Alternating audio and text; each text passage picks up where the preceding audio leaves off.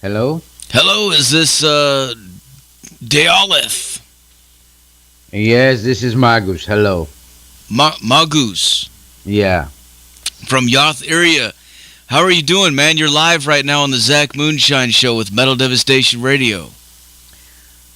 It's kind of 5 o'clock in the fucking morning, so I'm good. Okay. It's fucking late, man. What the fuck? It is. Jesus fucking Christ, man. Well, tell us what's going on in the world of Yoth Iria. Actually, we're in the process of mixing and mastering the new album. As the Flame Withers, which it will come out in Pagan Records beginning of December. Nice. So tell us a little bit about it. Like, how long have you guys been doing this, and exactly how did you get started? You mean how to get started on the album or as a band in general? As a band in general. Yeah. The whole idea of Yoth Iria, actually, the idea of Yoth Iria was in the mind of Jim Mutilator. He had a plan in his hand to form a new band, to express his musical quest. I joined later, a little bit later. Jim at some point told me I have some songs ready about an EP that I'm going to make, and I'm looking for a singer. Do you want to join us? I said, I give it a thought in the beginning because I don't like to participate in too many musical projects. But since I know Jim since ages from the Rotting Christ era, I said, okay, let's give it a try. When I listened to the songs, I was kind of amazed. And I said, guys, this is some great material. And I would love to be a part of it and sing for the EP. As it came out after doing the recordings and everything, we all realized that, okay, I will not just sing for the EP, I will be officially part of the band from now on. And that's what you know as Yoth Iria today started. From an idea to an actual band. Yeah. Hell yeah, man. As far as your influences, like what got you into metal? What got you started on this journey? Well, man, as you probably know, we are quite old. I'm listening to metal since '85. Yeah. I started like everybody with classical metal, and then I switched to thrash, death, black, etc., etc. I needed more extreme stuff all the way, but I still like my main influences in the beginning were the classic bands like Maiden, Priest, Motorhead. Mm-hmm. But one of my biggest extreme, let's say, influences is and still is Venom. Mm-hmm.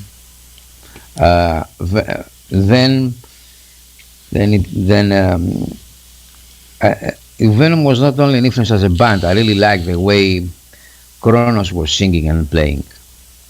But of course, later on, the Bathory, Celtic Frost, Merciful Fate, and everything that came. But still, Venom, in my heart and in my mind, have a very special place. Oh, hell yeah, man. Hell yeah. I gotta ask you about the cover art, the album art for the EP that you guys put out, man. It's fucking is beautiful, man. It's amazing. I love it. Have you seen the album cover? The new album cover? Yeah. No, not yet. Please go to our Facebook page and check it because we announced it some days ago. It's from the same artist, and it has the same figure. This is the demon we call Yoth Iria. This is like this this figure and all it represents. Into it will follow us in every release, every official release we'll do. You will see your theory on the cover in different surrounding settings, positions, spreading a different message. Um, the cover was done by an Indian guy, Harsanand, who is doing artwork mostly for gaming and books, literature. Um, when we saw the cover he made for VP, we said with Jim, okay, this guy is a guy that we will work a lot in the future. And as I said, you'll see Yoth Iria, the demon Yoth Iria, the dark prince Yoth Iria, following us in every cover. He will be like our Eddie, if you know what I mean. Yeah, that's what I was just about to say, man. Kind of like Eddie from Iron Maiden. That's cool, man. Yeah, that's really cool. Yeah. Yeah, Yeah. I like that a lot. Can you tell us about the name Yoth Iria? Where did you guys get that from, and is there a story from about it? It's Yoth Iria first appears in Erotic Christ song from the early days. Um, it's actually a new name in a way, created by Jim, but connecting various various cultures, various magical and occult words, like from Lovecraftian to Luciferian, from Egyptian to Babylonian. And Yoth Iria is actually a dark prince, a dark prince of hell, if we wanna talk in satanic terms. Um, it's a prince that he is very strong and very furious, but very just and enlightening. It's like a little bit like Lucifer itself, but we prefer to use the name Yoth Iria. Nice, I like it. Well, now the music itself, man, it's very it's got a lot of different elements in it. Like I felt like some doom, like sort of like a mix of doom and black metal. It's like kind of reminded me a little bit of like Triptychon, sort of. Yeah, the you mean especially the specific song of Sid and Jin. In the new album, which you will see more of Yoth Iria, you will listen to more of Yoth Iria.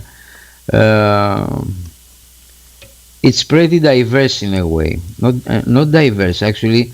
It's a more multi-dimensional album. You will hear a lot of stuff there. Um, we are rooted in our past in a way. Okay, the music we listen to the bands we played. These are our roots. Our roots are old school, but we have a fresh look of the future, and that's why we combine a lot. If you want to say labels, we combine a lot of styles of metal. For us, you said doom or heavy metal to extreme black metal. For us, everything it's metal as long as it comes from our hearts and our souls. So in Yoth Iria, it's we are not the typical black metal or death metal or whatever metal band. Where we have a lot of faces, but still in the we maintain our roots and everything into the metal thing in general. Oh yeah.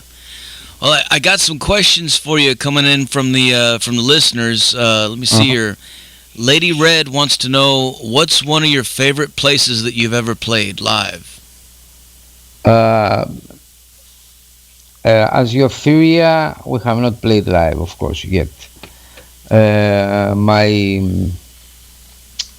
One of the memorable gigs we did with Rotting Christ back in the day, it was in with Salem in Tel Aviv in Israel. The fans there were, they felt us like they made us feel like we're I don't know, Iron Maiden or something. I mean, they were very fanatic and very supportive, and it's something that you don't forget. Hell yeah. Another question. Thunderous wants to know where are you from? Athens, Greece. We are playing metal since '89, not as Yoth Iria, but in our other bands, Rotting Christ, Necromantia, Thou Art Lord, etc. Right on. Another question. They want to know what's your favorite booze to drink? For me, it's cognac. Cognac. Hell yeah. Cognac and rum, and not whiskey. I don't like whiskey. Another question. Favorite female singer or female band? I would say one of the Greek bands we have here. It's an all-female black metal band that they were called Astarte. Now they have split up for several years due to the unfortunate death of the bass player. But I think Astarte was one of the few female bands that were totally black metal and made a huge difference. Oh yeah. Now another question: if you could play with anybody in the world, if you could open up for any other band in the world, who would you like to open up for? King Diamond and Merciful Fate. Oh fuck yeah! I know. I saw right before the pandemic happened. Merciful Fate was gonna play some shows. They were doing reunions. Yeah, fuck. I was so excited about that, man. Yeah, we were too, but pandemic got to us first. How for you personally, how has the pandemic affected you guys? You know, luckily we haven't, personally I haven't, me or Jim or any other in the band haven't lost or anybody to the pandemic, but we have serious financial problems with the lockdowns. Jobs were the economy in the country got a really hard blow with this 3-month lockdown. We are still trying to recovering, and we try to live with the pandemic and to stay safe, but in the same time continue living. Hell yeah, man. Well, I mean, you got to do what you got to do. Yeah. True. I'm sorry, go ahead. True. I said true, yeah. You got to do what you got to do. Now, moving forward, what do you think, how do you feel about the future of metal and playing live shows and everything? I think the future of metal. Well, concerning if you talk about the future of metal concerning the pandemic, at least for a year we will still have troubles. There will be more online shows than actual shows. If you talk about the future of metal in general, the difference from my time, 35 years ago or 30 years ago, is that there were fewer bands and every band was trying to create its own unique sound. Now there are millions of bands. Yes. Yeah. And lots of them are copying other bands. Mm-hmm. Plus, for us back then, it wasn't easy to get an album, to buy an album. We were saving money to buy it. We didn't know what uh, for example, we heard the name, let's say, Morbidage, the Largest of Madness. I remember it like now. We only heard the rumor that this band is good. There was no internet and no YouTube. Okay, so we bought the album after a long period of trying to find it or import it from other countries because it was not printed in Greece, and we were really amazed and cherished what we bought because it was hard to get and it was very unique. Now, the kids of today just play a button and have everything in their computer. Mm-hmm. Uh, this is, from a point of view, this is good, okay, because now you have free access. But, like everything, you have to um, separate the good ones from the shitty ones. And sometimes a lot of good bands go unnoticed. That's definitely true. That's definitely true. Yeah, I mean it's definitely oversaturated for sure, man. But I mean Yeah. it is good that everybody has the access and is able to do it.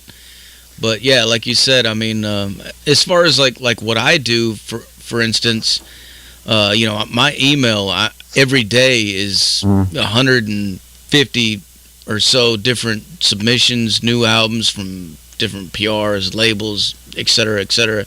I mean, it's, and I go through it and I try to listen to what I can and check out what I can, but at the same time, I mean, I get to find out about a lot of stuff, but at the same time, I sometimes wonder, there's so much other stuff that I'm probably missing out on because I'm so focused on that, and Yeah.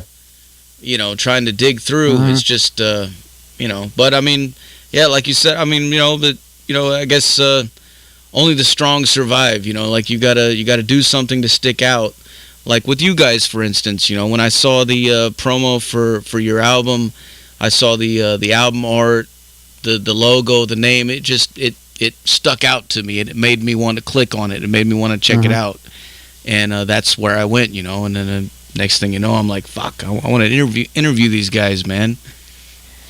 You see, I was for a long time I was working as a sound engineer, a producer here in Greece for metal bands, mostly, and there was a time that a band came to record a demo in a studio, and they asked me how and what should we play in order to be very successful.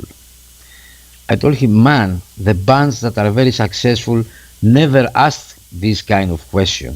Mm-hmm. You play what you can, what you want, what you feel, and if it's good, if the people like it, they will find it. Okay.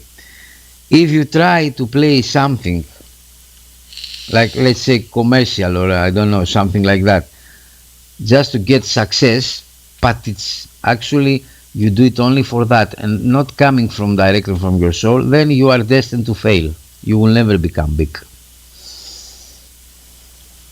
Yeah, I could definitely agree with that, man. I mean, it's got to be genuine, and Yeah. yeah, for sure. Well, you guys are definitely genuine. To be honest with you, man, when I was listening to the songs, it's just it's a breath of fresh air, man. Like you have different dynamics. There's different sounds going on. There's a lot of different stuff, and it's cool, man. It's really good. I like it. Yeah, and that's the power of Yoth Iria. As you said, we have different dynamics in the songs. We are not exactly all the time, let's say, full blast or super slow. No, every song has a lot of variety, but keeping the dark and the darkness and the black metal spirit intact. Definitely, yeah. I was listening to it this morning on the way to work, actually, on Spotify in my car when I was driving, and it was still dark out. The moon was up, and it was fucking almost a full moon, and fucking it was just the whole vibe of it was fitting together, and I was listening to it, and I was like, "Fuck, man, this is fucking badass!" Like this, but it fit with the theme of like what I was seeing, the Hmm. atmosphere, and everything, and yeah, man, Actually, we also now working. I think you also got a minute uh, of a song from the upcoming album, just for a pre-listening. This song we're working on the video clip of it now, official video, uh, um, and it will be a very interesting visual story connected to the lyrics of the song. Uh, I'm waiting to see the final result still. It's in the works. I mean, actually, it's in the script section. But I think we will. The video clip will also match a lot of what Yoth Iria is all about, and it will premiere in the end of this month. nice, nice. Well, I can't wait to see that for sure, man. Uh-huh. Speaking of lyrics, can you tell us like what some of your lyrical content is about? Uh, Actually, I write most of the lyrics, not all, but the bigger quantity of the lyrics. Um, our lyrics are very deep rooted in the occult, in the diabolical, in the satanic, in the Luciferian in a way. But not only that, even to uh, more prime civilization connected to the dark side. As I said, we have some songs. There is a song, for example, about the Babylonian Trinity, which was existed before the Holy Trinity as we know it. Um, there are songs about the landscapes and images of hell as we imagine it. There are songs about Egyptian magic. Um, it's a lot of diverse uh, themes that I get inspiration from, but mostly is the left hand path element, the dark side element, linked to various civilizations and traditions of magic and the occult, but the sinister element is the basic thing. Hell yeah. I got another question for you from the listeners. JMCT wants to know what's the craziest thing on stage that you've ever seen? Hmm, the craziest thing. The craziest, not exactly the craziest, but craziest and most beautiful I've ever seen. It was in a live show of Diamanda Galas, which is a solo singer. If you haven't heard it, check it. It's not metal, but it's extremely um, diverse and dark music, where she was performing with a piano in front of her, half naked and covered in blood.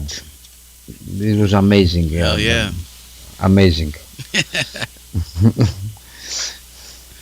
That sounds cool, man. Uh-huh. Speaking of blood, I got another question from the listeners. Lady Red wants to know, what do you prefer, bubble baths or blood baths? Okay, what the fuck question is that? I don't know. Whatever. Whatever comes first. Yeah. All right. How many instruments can you play? Actually, my main instrument is bass. That's why I play Necromadia for all these years. I play a little bit of keyboards and a little bit of drums. Now, for all the gearheads out there, because I know they're wondering, what kind of equipment did you guys use during the recording of this to get the sound that you make? It depends. Now with the technology, uh, you have a lot of options. For the bass lines, we use mostly SWR, and for the guitars, we play with Marshall mostly, but with a lot of um, processing with how it's called, with extra filters. If you wanna, I don't know how to say it otherwise. Well, it definitely has a very organic sound. Like it sounds very warm, like analog. You Yeah, know. exactly. We don't want to sound plastic. We want to have this the feeling that it was actually when we played in we started playing in some decades ago. We want the same feeling of a warmth in the sound, live, alive, not plastic or very digitally sound. We need the real thing. Another question: what's one of your favorite horror movies? uh, a lot, but immediately as it comes to mind, I will say the first Hellraiser. Oh hell yeah, man! And with Halloween coming up, I got to ask you: is there any kind of do you have any creepy story, any kind of paranormal or anything like that that's ever happened? Yeah, but I will not share here.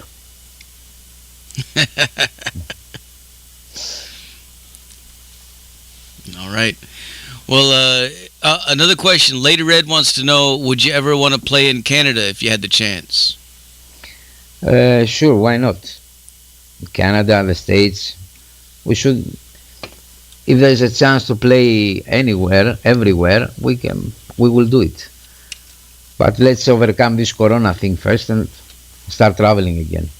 Hell yeah, man. Hell yeah.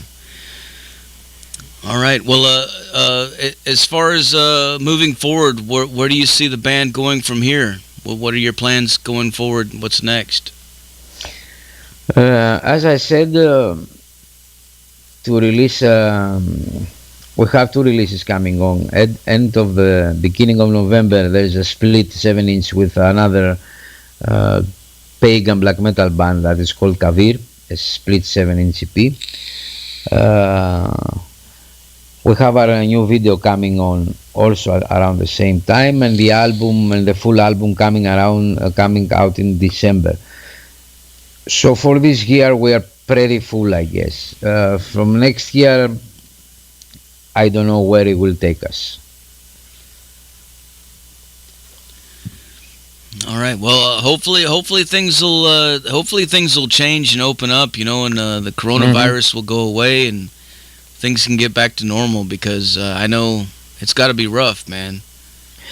It will not go away, but we will learn to live with it, like we live with the flu, something like this. Yeah. Oh, another question. You know, I was thinking. I saw the Behemoth fucking live stream. It was Uh-huh. fucking awesome, man. It was amazing. Um, do you guys have any plans of maybe doing something like that? We are thinking of it. We are thinking because actually you saw Nergal is a very good personal friend of mine. Actually, he's the guy that introduced us to the record label that we are now. And I saw the live also, and it was amazing. And we have received some proposals to join some other bands in a streaming live show. We'll see. Mm, you will know. You will know if something like that happens. Oh yeah, man. All right. Well, I'm about out of questions for you. Is there anything else you want to let your fans know? Yeah, one thing. Try uh, to find the good bands, the bands that you like. Try to find them. Don't just uh,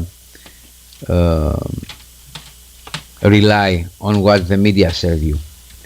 Try to find the bands that speak to your heart and to your soul and support them.